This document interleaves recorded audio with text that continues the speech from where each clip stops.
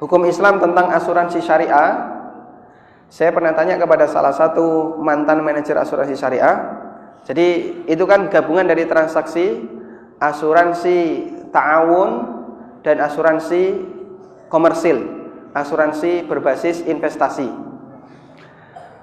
Bagi mereka yang sudah bayar premi, nanti mendapatkan jaminan. Jika Bapak mengalami kecelakaan akan dikasih klaim sekian.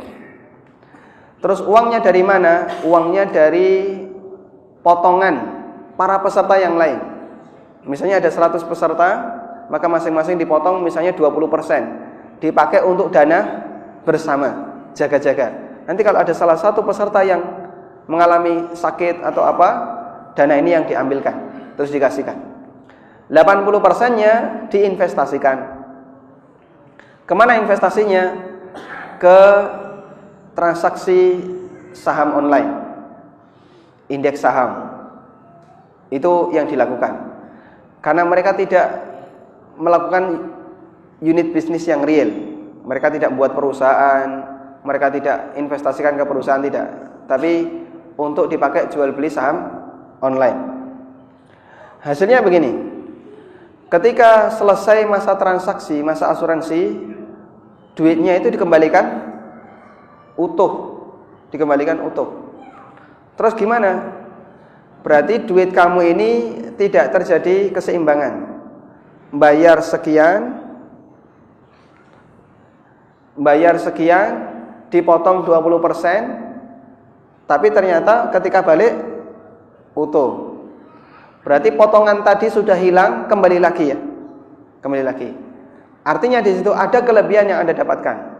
Dan itulah riba dalam transaksi asuransi syariah. Meskipun dianggap kelebihan itu kan dari hasil investasi di perusahaan saham atau di jual beli saham tadi. Investasi Anda dalam sebuah asuransi syariah itu dijamin oleh LPS, lembaga penjamin simpanan.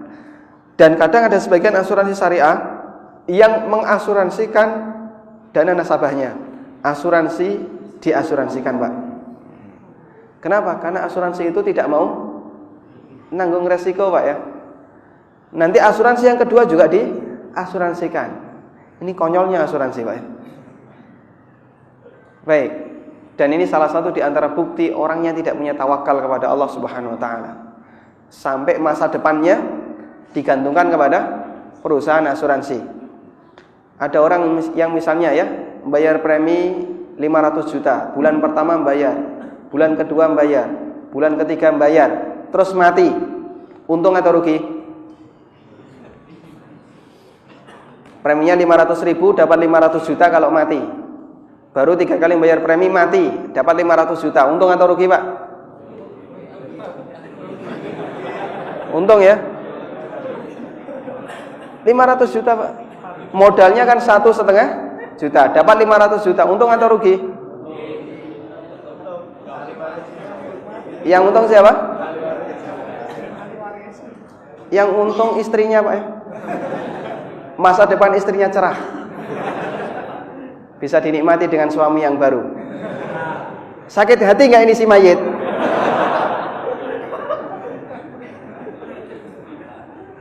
Makanya untuk menjamin masa depan bapak-bapak, asuransikan istrinya. Baik, ini kan cara berpikir yang aneh. Ada orang yang bayar sesuatu yang sedikit untuk mendapatkan kemenangan nilai yang besar, tapi yang jadi taruhan adalah kesehatan dia, keselamatan dia, bahkan nyawanya. Dan orang rela untuk membeli peluang mati dengan bayar. Ini keanehan cara berpikir asuransi.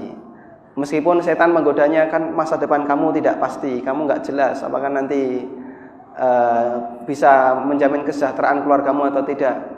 Yang jamin Allah Subhanahu wa taala, bukan lembaga asuransi. Wallahu taala alam. Semoga yang kita sampaikan ini bermanfaat.